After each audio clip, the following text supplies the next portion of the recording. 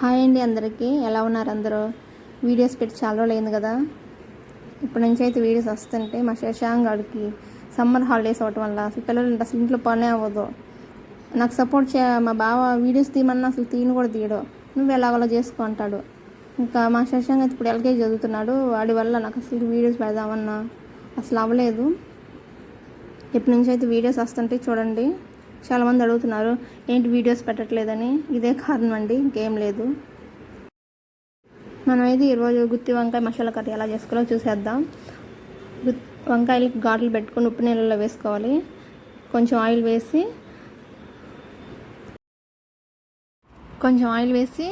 ఉల్లిగడ్డలు వేయించుకొని మసాలా దినుసులు ఉల్లిగడ్డ, టమాటా ఒకటి, కొంచెం చింతపండు, ఉప్పు, కారం, పసుపు ఇప్పుడే వేసుకోవాలి. కూరలో ఏవైతే వేసుకుంటావో అవన్నీ వేసుకొని మెత్తని పేస్ట్ అయితే చేసుకోవాలి.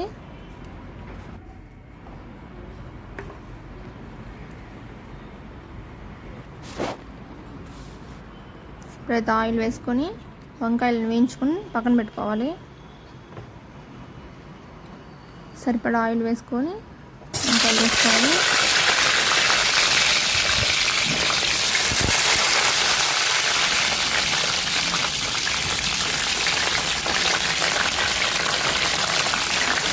ఇది మంచిగా వేయించుకొని పక్కన పెట్టుకుని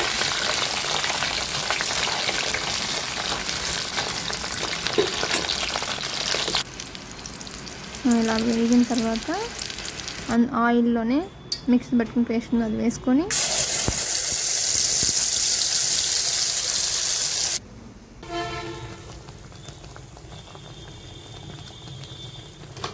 అల్లం పేస్ట్ అయితే కొంచెం వేసుకోండి. నేను మిక్సీ జార్లో వేయలేదు, ఇందులోనే వేసాను. నా దగ్గర పేస్ట్ ఉంది. మీరైతే మిక్సీ జార్లో అల్లం వెల్లుల్లి వేసుకోవచ్చు. ఇదైతే మూత పెట్టుకొని వేయించిన వంకాయలని అవి అయితే వేసుకోవాలి. మంచిగా మిక్స్ చేసుకొని